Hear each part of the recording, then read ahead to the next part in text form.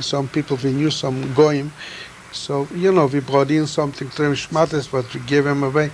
They gave them some wheat and some potatoes. We bought it for ourselves, for the Judenrat a little. So that's what...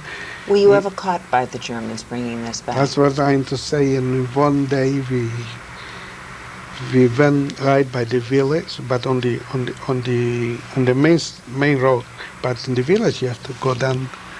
So we went down, and here we take a look. Gendarmerie on horses. And they right away surrounded us. They was looking what we're doing. So they took us with them. They took us down. We had 3 wagons. I think 3 or 2. And they took us down.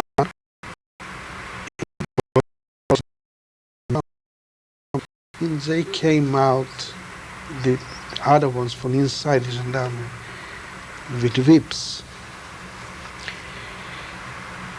And they started to whip us because about 4 hours. They took 4 of us down. And they whipped so bad that what I remember, I lost conscious at all. And I know I didn't know what's going on because my whole body was like snacks on my grip. They whipped us so bad that we was like that. So they went out, they brought water, pails of water. And that's wake us up, and they let us go. But they demanded from the Judenrat that they want us back tomorrow to shoot us, to kill. So we came back, we reported, and when I came home, how old I was, 16 or 17, 16 years old. And I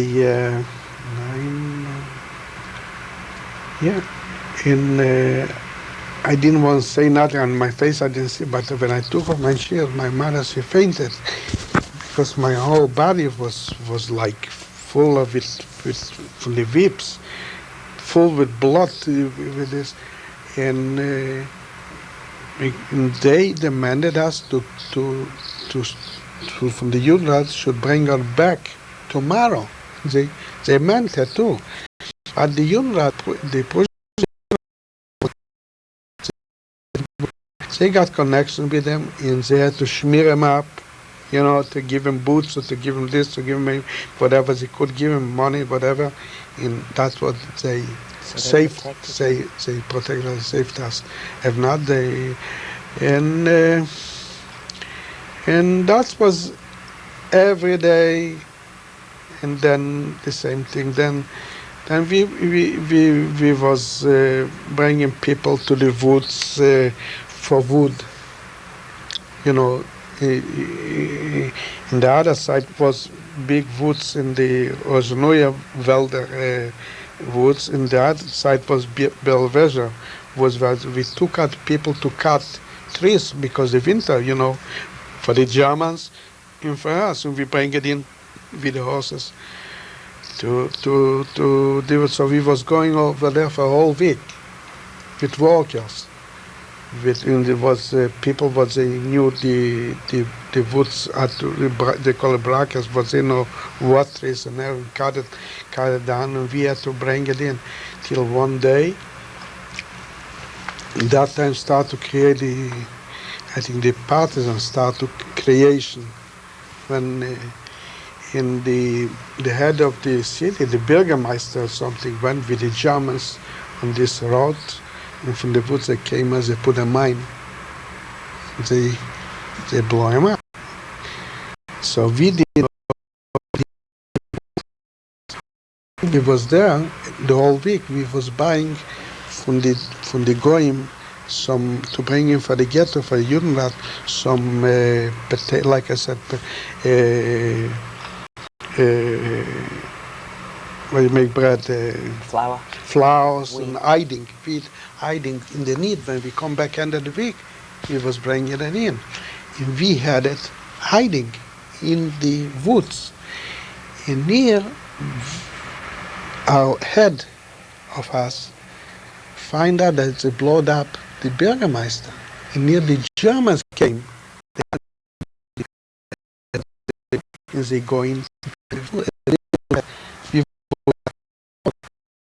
It was special as they would find food. That means we have contact with the partisans. So the head of us said, give the horses, we didn't have enough horses, give them whatever they are and let's run away, because if they got to find us over here, said, concentrate yourself, give the horses the food and let's run. So what we did within so we left a little.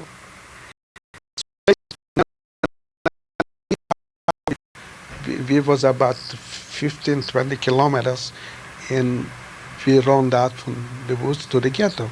If we would have got caught over there, they would shut them, because they had Into the woods to get wood. Did you ever think of trying to escape from the ghetto at this time? You took us from my mouth. Anytime I was in the woods,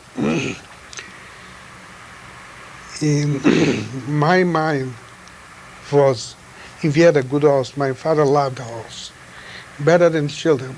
We didn't have food, but for the horse. But to me personally, my other brothers went. They went too. Not always I went, but when I went, my prayer was, if I would meet any partisan over here, I live. The problem was that was creation from the partisans. They didn't look for people. In special, I don't know if that time was maybe some Jews, but mostly start from the army, from the Russian army, start to, but they didn't, they saw us, but I guess we didn't see them. We knew they active run. They knew they blow up the convoy over there, but that was creation, the partisans. And I never saw him. I prayed. It was a fall one time. Was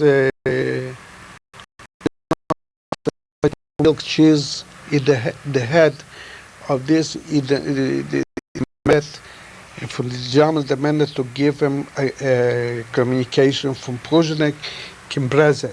Was about, I don't know, 50 miles. I don't know. With a horse in sled. What do you call sled? Sled. So the Judenrat called me. I should take him to them. On the way over there was a place, Kabeki, was not big woods, but the woods was which a Jewish family by name Warszawski, they had over there, they made cheeses over there. In Ivan, that was not my horse, that was from the Judenrat, from the horse, and I put him, the horse in the sled, and I sit in the front, a small sled, he sits in the bed. I think it was a Polak or a German, I don't know, but civilian. And I took him because he had to have a meeting with somebody, I don't know. And I took him. In I came to this halfway to Breze, halfway, and that was this place. They call it a park. This was where they made the cheeses. But it was not the Jewish no more. But we went in there for a rest. And my whole praying was, and I knew his partisans around there. And my whole praying was, I wish somebody should grab me, should catch us, kill him, take me, or something. Now, we went in to Breze, Kartusk, that time was not Jews over there, they killed already the Jews. And I came back in. But in the question what you asked me, in my mind, that was my mind.